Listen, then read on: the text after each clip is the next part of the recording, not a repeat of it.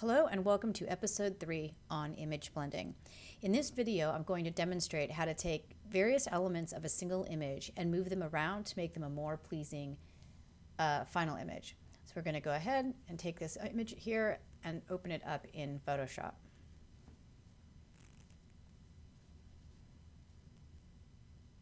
Okay, so here we are. We opened up in Camera Raw, that's fine. Just really quickly, we can see that this image just isn't what we want it to be. I mean, it's one of those things where you can sort of see it in your mind's eye that it was going to be really epic, but in fact, there's way too much going on. Sky's completely blown out. It was a super bright day with nothing going on in the sky. And then we have all this sort of junk down here and all these people standing around watching these balloons go up. And really the image I wanted, this just wasn't it. So what I want to do is move these elements around to make them a more pleasing image and end result. So we can start off actually by doing some processing here. So we're going to start off, just because it is so bright, just by toning it down a hair to start with. We're going to do some more manipulation later. Bring down the highlights just to get rid of our red area here that was red that showed it was blown out. Maybe actually bring back a little bit of the exposure there. Okay. The thing we might do is add a little bit of contrast. And because we're in here and we can take a minute, let's look at how the spot removal tool works within Camera Raw. Okay, so it's this icon here with the dust flying around. So anyway, we're going to go ahead, and it's a great trick here in the Camera Raw tool in Photoshop or in Develop in Lightroom. When you choose the spot healing tool, then you will also have this option that says visualize spots. So there are some areas that we can actually see that there are spots, right? So down here in this balloon on the right, on the bottom right, you can see a dust spot here I'm highlighting. There's a little mark here. It's not really a dust spot, but it's a mark. You can see that there's some stuff going on here, which we may not take the time to clean up, but we would normally clean up in post. But the easiest way to actually see where dust spots may be to hit visualize spots. So we're going to go ahead and hit this button. Now what visualize spots does is go out and it lines everything that has a hard edge. So you can see all the different leaves, you can see this dot here, the spot, and you can start to see where things show up. And now if you imagine this as being a sky, you would be able to see round circles in the sky where you would have dust spots. So you can work from within the mask here if you chose to. You can make the healing tool larger and smaller by using your left and right brackets. You just kind of tap and it goes and selects for you. If you're happy with the selection point, you can go ahead and leave it. If you're not, then you can move it around. So let's see what this one does. This one actually stays within the same pixels pretty well. What you realize is that Photoshop is actually, and Lightroom are very good at finding the dust spots and the proper areas to use to heal the dust spots. So that's really cool. If, for instance, you picked an area, though, that it didn't pick properly, then, and maybe this is it, you would be able to pick this up, just left click and hold and drag it to where you wanted it to go. And you can also, in case you maybe didn't land right in the first place, fix where you've started your selection. When you think you're done, and obviously there's more we could do here, but we don't want to take the time, you can uncheck visualize spots. Take a look at what you've sort of accomplished. Did you get everything that you thought you were going to get? Here's another one that we just didn't see in the visualize spots mode. So we'll go fix that one. Maybe this little one right here. And then we can, oopsie, not quite right. Let's get that, that's what we wanted. All right, there we go. Once you've sort of seen it, you're done, you figure you've covered everything you need, you can just open the image. Go ahead and hold down the Shift key while we open the image so we can open it up as an object. All right, so come over here into Photoshop and we'll see that we have our thumbnail with this little icon in the bottom indicating that we have a smart object. Now, because we have 3 balloons and we're actually going to work with the 3 balloons, I'm going to go ahead at this point and just duplicate this twice. So to duplicate, you can choose Layer, Duplicate Layer. It'll ask you if you want to copy the layer. You can say yes, or you can use the keystroke command, which is Control or Command J, and it ends up with the same result. So we're going to turn these top 2 off for a minute because we're actually going to work on the bottom layer. Now, what we're going to do is start selecting balloons and then resizing them and recomposing the image to the way we want it. To do our selections, there's a number of different ways to make selections within Photoshop. You can select by color, you can select by highlights and lowlights, you can use selection tools. It's kind of an endless way. You can actually just brush in your whole selection. You can use the pen tool for selection. So tons of options. We're going to start actually out with the easiest. So we're going to start off by using the quick selection tool. So it's this icon here. It's a brush with little sort of dashed dots around it. And you'll see that you get this tool here with a plus. You can actually make selection here about whether you want plus, minus, or just one type of one selection at a time. I like to work within the plus tool, so that's where we're going to start. Basically, you can go ahead, you can make your brush whatever size. I like to work with sort of a moderate size. This is a pretty big space on this balloon. So we're going to go ahead and start making the selection. And we'll see that, Photoshop does a pretty good job. It's not perfect. You can see that it jumped out here and picked up the people, but that's okay. We'll fix that in a second. Come back up. Let's like nudge this across just a little bit. Keep getting smaller. There is a fine line on this balloon where the highlight actually turns to sky. So we're going to fix both of these areas that didn't work, but we like to let Photoshop do the hard stuff first. So now you can see that the mouse has a plus in it, the icon has a plus. If we hold down the Option or Alt key, you'll see that that turns to a minus, which means now we can start pushing the selection back to getting it where we want. Don't want a little bit far, we go to plus again and just keep working out the edge a little bit. Now, you don't need to be perfect here because I'm going to show you another way to fix it, but it worked pretty well. It actually found the line I wanted, and we'll check it in a minute to make sure we didn't miss anything. So now we're going to fix this area with the grass. Go ahead, do the same thing. Hold down the Option key and then start manipulating the line with your mouse strokes. Now what you'll find is that if you're using an actual mouse, you'll find that it's pretty difficult to control. I actually use a Wacom tablet and I use a pen tool because it's so much easier to kind of control selection. So if you get into compositing or this type of stuff, you're going to really want to probably look at using a pen. So let's fix this side really quickly. All right, pushes it a little bit too far, so we're going to work it. Now the reason it's bouncing around is because these colors in the balloon and this dark area here, Photoshop's having a really hard time understanding that this is not part of the background because it doesn't know that I'm doing the edge of a balloon. What it sees is I'm doing these pixels. And whereas on this side, this bright area on the left stuck out against the trees, this side, not so much. So for now, we're going to leave our selection like this. Now, how are we going to refine this selection? Well, we could use Refine Edge. But right now, my selection isn't sort of pure enough to do that. What we want to do is first fix the selection. So first off, we want to make sure that our background and foreground colors are correct. So to set those back to black and white, we can hit D, and that'll switch it to black and white. And then we're going to hit the Quick Mask tool. So here we go. Now, you can see that the Quick Mask tool actually put a mask on the area that we've selected. So that's perfect. Now we just need to clean it up with the brush tool. So first we pick the brush tool, which is this icon here, or we hit the B key. In this particular instance, we're going to want some hardness on this brush, mostly because the balloon has a solid edge. And we also want to zoom in. So to zoom in, Control and Command plus, and then to move around, hold down the space key, and you can drag the balloon, or excuse me, the image around any way you want. So let's start up here in the top. We're going to work sort of counterclockwise around this image. So first of all, because I'm zoomed in, the brush is much too big. So we're going to go ahead and make that smaller using our left bracket key. Now we're going to make sure that we're painting with the right color. So are we is the question, and the answer is yes. So white is going to sort of take off this area that we don't want. Now I've gone a little bit too far, which is fine. I'm going to come back, switch it back to black, either using the double arrows here or using the X key. And now I'm just going to fill back in just this area where I know the balloon comes up and meets the sky. You can just see the pixels are just a little bit lighter on the balloon.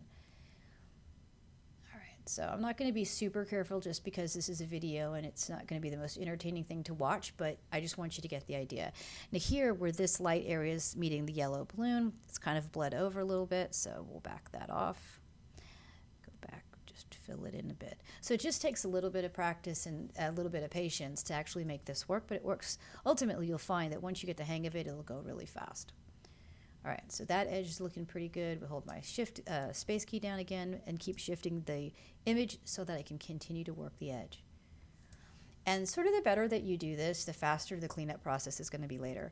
Now here you can see where I'm not so much in the trees, maybe just a little bit here, but I'm also missing some balloons. So to switch to black, I hit the X key, and then I paint back in with black. Come down here, and you just switch back and forth as necessary to continue to fix these edges and smooth them out a bit. All right, down. Now, if you find that the image is difficult at a bad angle for you, you can actually rotate the image. And to do that, if you hit the R key, you'll see that you get this little icon with an arrow. Now you can spin the image.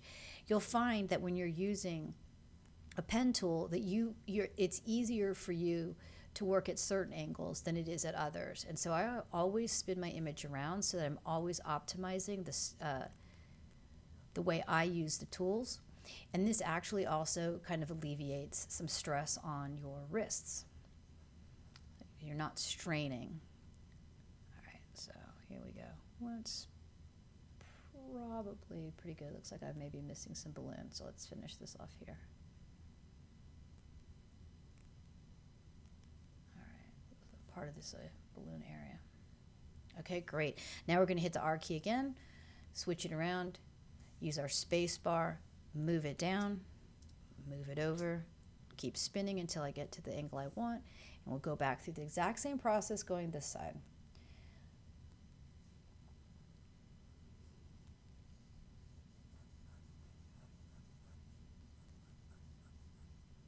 Okay, just trying to find my edge there really quick. There we go. You'll see that when we're done, doesn't need to be so particular because we're actually going to make this balloon bigger and fill the space up properly with it. But, you know, I like to get as close as I can.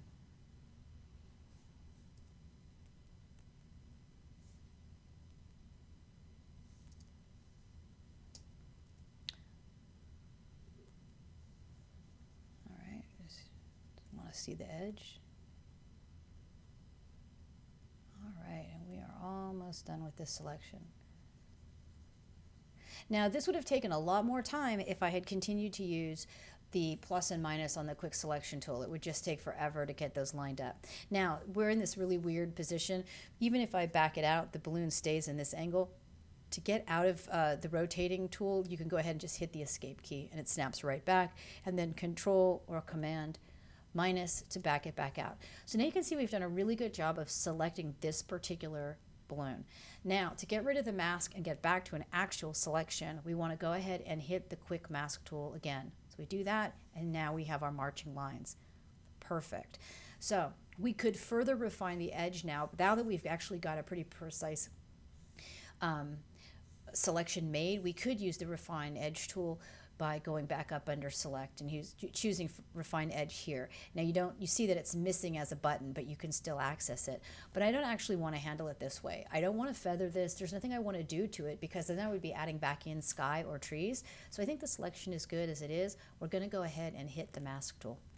So we've made a mask. Now we have a selection. Everything else disappears. Now we have this particular balloon. The next step that I want to do is actually going to be a trick on how you would get rid of halos on selections. Now in this particular instance, I actually don't think I have any really bad halos here, but just in case we did, this is actually a technique on how to get rid of that. So you go ahead and you have the mask thumbnail selected, which you see here, the black and white. We're going to go up to Filter and choose Blur and Gaussian Blur. So now that we do that, we want to actually set this at 2 pixels. So you can just type in 2 or use the slider to get to 2. You'll see that the mask has a slight blur in it now. We're going to go ahead and say OK. Now, with the thumbnail of the mask still selected, and you can now see that this edge is a little bit blurry. Well, we don't want that. We're actually going to fix that right now. We're going to go ahead and do a levels adjustment. You can either use the keystroke for that, which is Command and Control L, or you can come up to Image Adjustments and Levels. Now we get the level adjustment.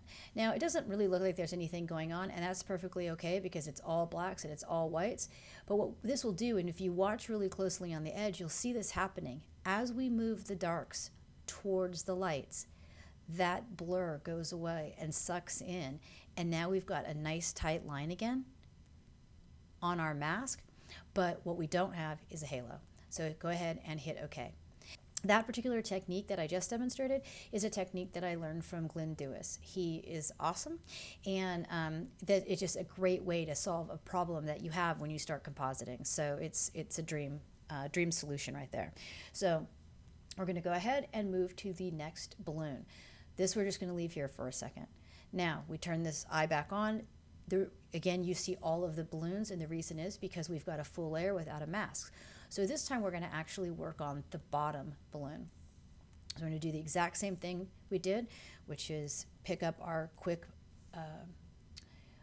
selection tool, kind of increase its size just so it makes it a little bit faster to actually make the selection, and then we're just going to follow the edge of this balloon. And you'll see for this particular balloon it actually goes quite a bit faster because the colors are more defined against where you're the background. So boom, that selection is already made. We want to double check it. We're going to hit the quick mask tool, and that gives us an opportunity to look a little bit more closely. We're going to zoom in with the Command or Control plus, and we have a little bit here that we need to fix, so we're going to go ahead and grab the brush tool again, switch it back to white by using X in this particular instance, just depending on what your foreground color is at the time, and kind of clean that up. Use black to fix this. Check all of our edges, make sure we didn't do anything crazy. And all right, that's done. We're going to go ahead, Control or Command minus to get it back out so we can see it. Hit the quick selection tool again. Now that we have our selection made, we're going to select our mask, and we're going to quickly perform the exact same procedure. So Gaussian blur, 2 pixels is already retained. Hit OK, Command and Control L, just drag our darks towards our lights and then hit OK. Okay, second selection made. Let's go for the last balloon. All right, now in this case, we're going to go for the yellow one. Same process. Pick up our selection tool, start selecting.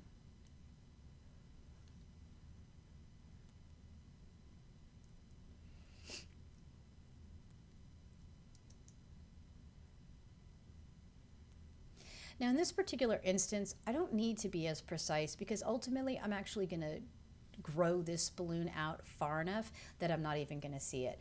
So I'm only actually making a selection so that I can make sure that I don't end up with a halo on this particular edge where the trees are. And that's the only reason I'm going through this exercise right here. So got my selection made, hit my the quick mask again, or double check it. There's a little bit about bleeding up here. Again, it's not going to matter so much for this particular image, but I just wanted you to see the repetition of the steps so that they kind of get ingrained.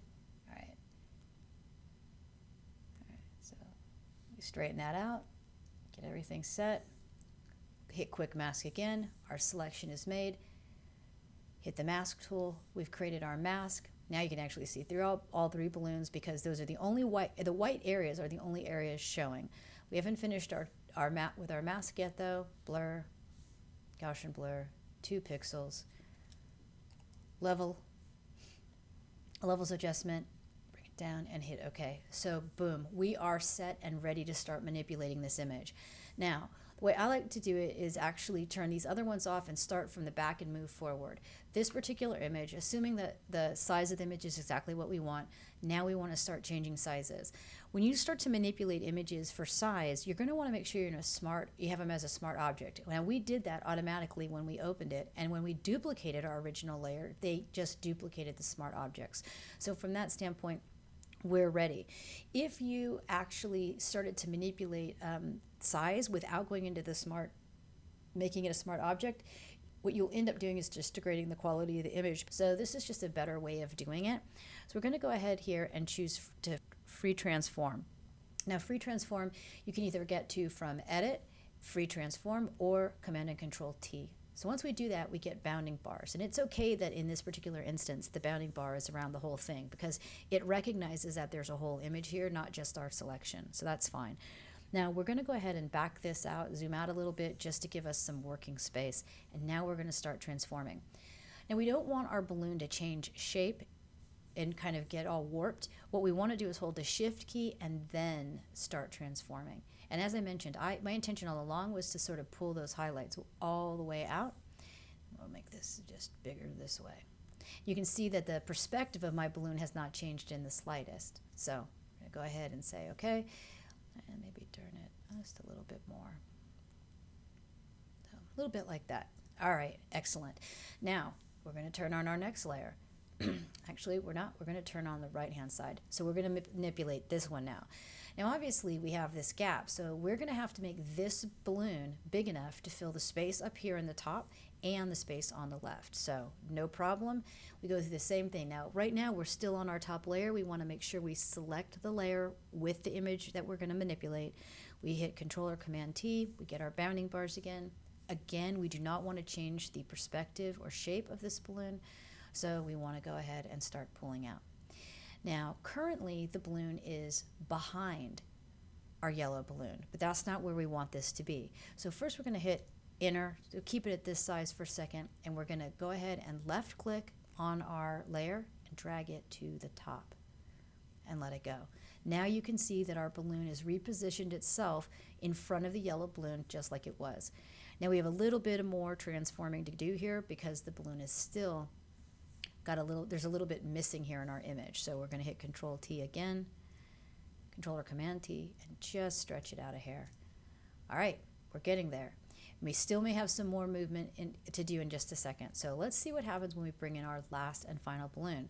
Now you can see that this balloon is yet still behind this other yellow one. So we're going to go ahead and move this bottom one between the two. And this is just the position that these balloons happen to be in. So depending on what your image is, you can just move the layers in whatever order you want to get whatever you want to be as the top layer. So now we're just going to continue to pull this out.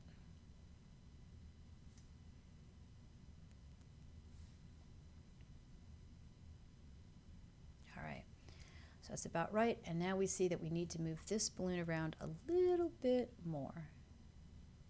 So move it into place, stretch it out, and boom. There you have it. So we're already at a much better composition. I think we're going to move this one down just a hair. Oop, not too much because there's space there. Okay. All right.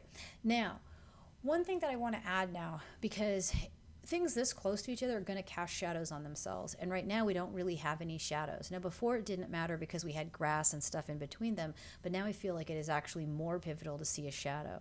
So a trick to adding shadows is to use a blank layer, and we're going to go ahead and add some blank layers in, and we'll position them the way we want them as we go. And in this particular case, we have our back balloon, which is the yellow one. Then we want a shadow on this sort of middle balloon, and that's going to cast a shadow on the back balloon. And then we're going to want a shadow on the balloon on the right, which will have a little bit of a shadow here on the yellow and here on the bottom balloon. So that's the reason that layers are behind it, so that it's only kind of impacting and it looks like it's actually a shadow below it. What we're going to do is with our brush and a black foreground color, we're going to make sure we have a super soft brush. All right. We're just going to paint in the shadow a little bit. So in this case, I'm making the shadow for this front balloon, or not front balloon, but the balloon with like bright blue colors in it. And all I want to do is just sort of add shadow here. Now you can see that it didn't draw it on the balloon, and it didn't draw it on the balloon on the right. It's only on the balloon in the back. Now we can do a couple of things to this. We can add some blur. Only in this case we're going to want to increase the blur so that it bleeds out like a shadow would. Now we can achieve the shadow in its totality like this, or we can have it a little bit darker and then manipulate its opacity to kind of get the effect that we want. All right, now let's add the balloon for the shadow for the balloon on the right. Same thing, we select our blank layer. It's sitting below this particular subject matter in the image. We're going to do the same thing.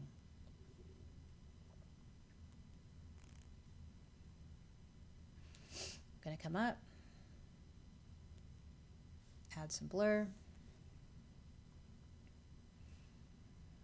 and then manipulate the opacity.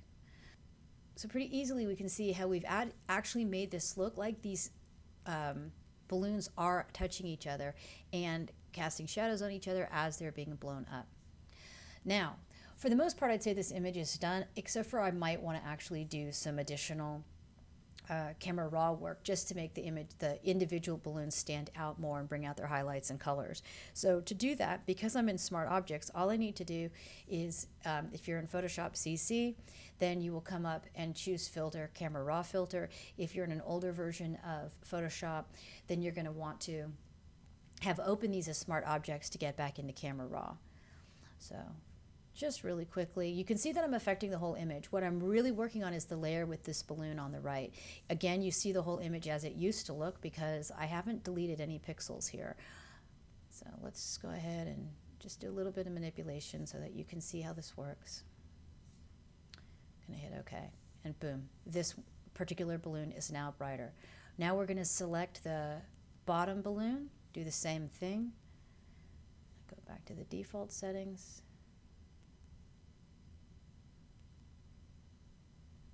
Manipulate these again. Go ahead and say OK. All right. Last but not least, we're going to do the yellow balloon in the back.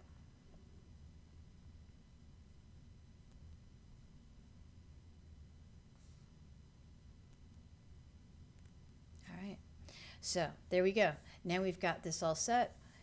If we're happy, we can stop. Or we can start just doing other adjustments as we may see fit that affect either parts or all of the image.